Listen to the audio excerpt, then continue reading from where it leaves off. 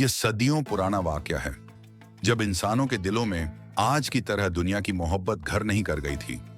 लेकिन याद रखिएगा, हर दौर में कुछ ऐसे लोग जरूर होते हैं जिनकी आंखों पर लालच की पट्टी बंधी होती है। बहुत पुराने जमाने की बात है। इराक के शहर बसरा में एक बहुत अमीर सौदागर रहता था, जिसका नाम कारूनी मशहूर हो गया था। उसके पास दौलत की कोई कमी नहीं थी। उसके खजाने की चाबियां उठाने के लिए भी उसने गुलाम रखे हुए थे। लेकिन अफसोस, उसके पास देने वाला हाथ नहीं, बल्कि सिर्फ जमा करने वाला हाथ था। वह एक एक खजूर की गुठली का भी हिसाब रखता था और किसी गरीब को फूटी कौडी देना भी गुनाह समझता था। उसी शहर के दूसरे कोने में मिट्टी के एक कच्चे और टूटे हुए घर में एक बुजुर्ग लकदहारा रहता था, जिनका नाम बाबा रहीम था। बाबा रहीम सुबह सवेरे उठते, अल्लाह का नाम लेते, जंगल जाते और शाम तक जो सूखी लकड़ियां मिलती उन्हें बेचकर रूखी सूखी रोटी खाते। उनकी जुबान पर हर वक्त अल्हम्दुलिल्लाह, शुक्र है मालिक का, रहता था। एक दिन की बात है, सख्त गर्मी का मौसम था। सूरज आग बरसा रहा था। बाबा रहीम जंगल में लकड़ियां काट रहे थे कि उन्हें प्यास की शिद्दत महसूस हुई। वो पानी की तलाश में एक पुराने कुएं वेल के पास गए। जैसे ही उन्होंने कुएं में रस्सी डाली, रस्सी किसी चीज में फंस गई। जब उन्होंने जोर लगाकर रस्सी खींची तो देखा कि उसके साथ कोई पानी का डोल नहीं, बल्कि एक पुराना छमद्धे का थैला बाहर आया। बाबा रहीम ने हैरानी से वो थैला खोला। उनकी आंखें खुली की खुली रह गईं। उस थैले में नायाब हीरे, जवाहरात और सोने के सिक्के थे। वो इतनी दौलत थी कि बाबा रहीम की आने वाली 7 नस्लें बैठकर खा सकती थीं। उस वक्त शैतान ने उनके दिल में वसवसा डाला, रहीम, अब तुम्हारी गरीबी खत्म, इसे रख लो, किसी को पता नहीं चलेगा। लेकिन अगले ही पल बाबा रहीम का जमीर जाग उठा। उन्होंने सोचा, नहीं, यह मेरा हक नहीं है। यह जरूर किसी का गिरा हुआ या भूला हुआ माल है। अगर मैंने इसे इस्तेमाल किया तो कयामत के दिन अपने रब को क्या मुंह दिखाऊंगा। यही सोचकर वो शहर के काजी और अमीर लोगों की तरफ चल पड़े ताकि इसके असली मालिक को ढूंढ सकें।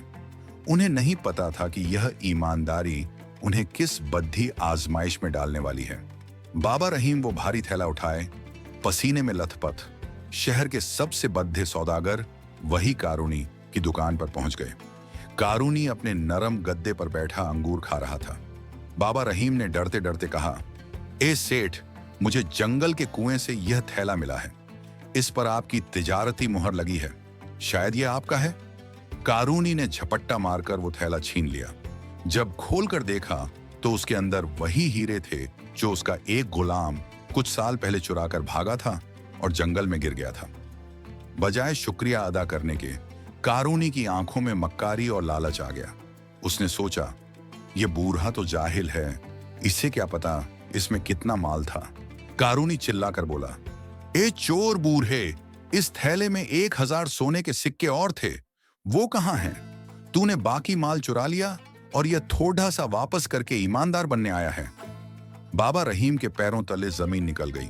वो रोते हुए बोले, अल्लाह की कसम सेठ, मैंने इसे खोला तक नहीं, मैंने इसमें से एक दाना भी नहीं लिया।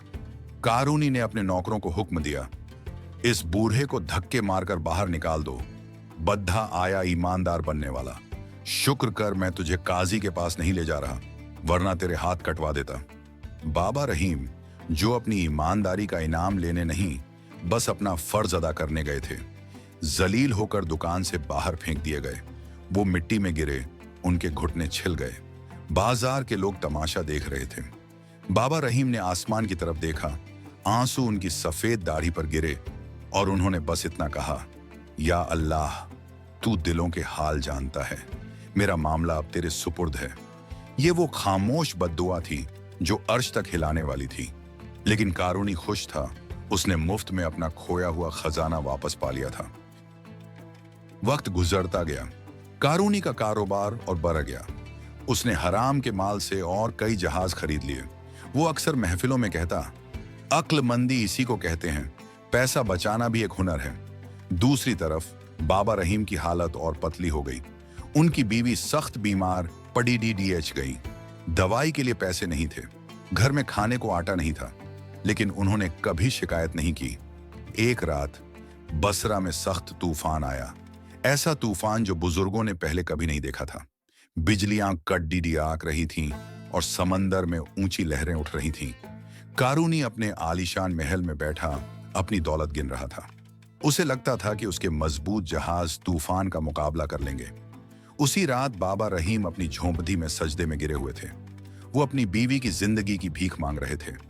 अचानक दरवाजे पर दस्तक हुई। बाहर एक मुसाफिर खड़ा था, भीगा हुआ और ठिठुरता हुआ। मुसाफिर ने कहा, बाबा, मैं रास्ता भटक गया हूं, क्या रात गुजारने की जगह मिलेगी? हालांकि बाबा रहीम के पास खुद जगह तंग थी। उन्होंने मुसाफिर को अंदर बुलाया। घर में जो थोड़ी सी बची हुई सूखी रोटी थी वो उसे खिला दी और खुद पानी पीकर सो गए। सुबह हुई तो तूफान थम चुका था। वो मुसाफिर जाने लगा तो उसने बाबा रहीम को एक पुराना सा कंबल, ब्लैंकेट दिया और कहा, बाबा, मेरे पास देने को कुछ नहीं, बस ये कंबल है, लेकिन अल्लाह ने चाहा तो यह तुम्हारी सर्दी भी दूर करेगा और गरीबी भी। मुसाफिर चला गया। बाबा रहीम ने सोचा शायद कोई मामूली एफकीर था, लेकिन सुबह बाजार में शोर मच गया। खबर आई कि रात के तूफान में समंदर में मौजूद सभी जहाज डूब गए हैं। लेकिन खबर सिर्फ यह नहीं थी। खबर यह थी कि सबसे ज्यादा नुकसान कारूनी का हुआ है। उसके बड़े गोदाम जहां वो माल रखता था, वहां आसमानी बिजली गिरी और सब कुछ जलकर राख हो गया। कारूनी जब भागता हुआ अपने गोदाम पहुंचा तो वहां सिर्फ काला धुआं था।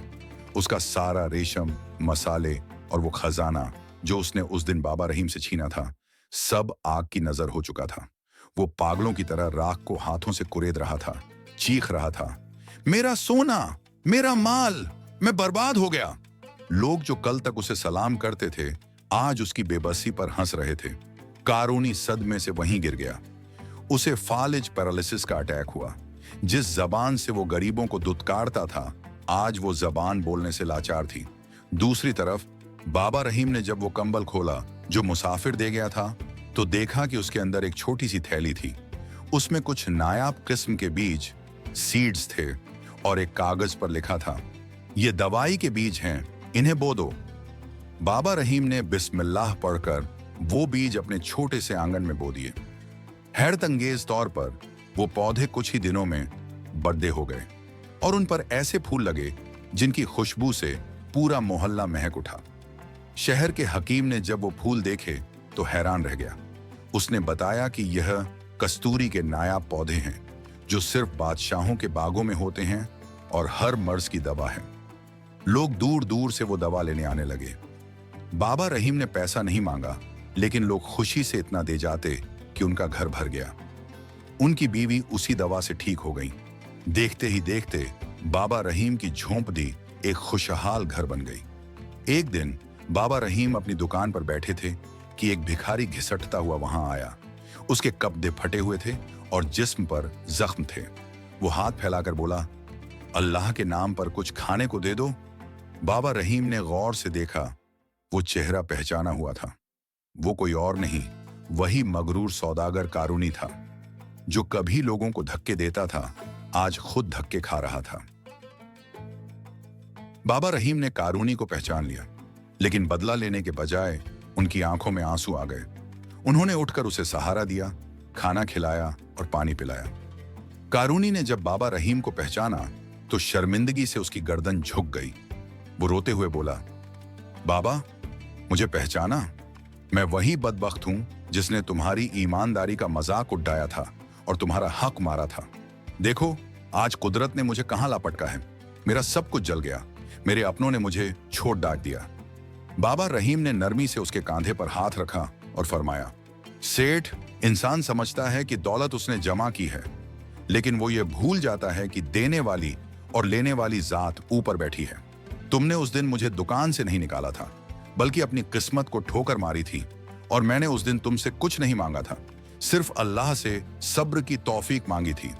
बाबा रहीम ने उसे कुछ पैसे दिए और दवाई दी।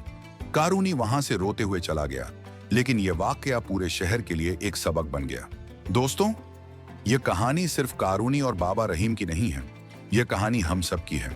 हम अक्सर थोड़े से फायदे के लिए झूठ बोलते हैं, किसी का हक मारते हैं या अपनी ताकत पर घमंड करते हैं।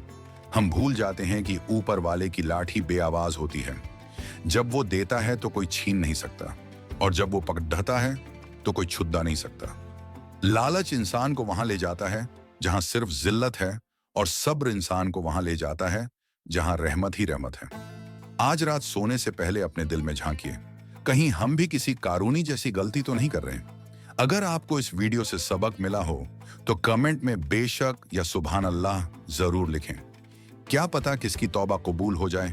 मिलते हैं अगली वीडियो में, तब तक के लिए अपना ख्याल रखिएगा। अल्लाह हाफिज।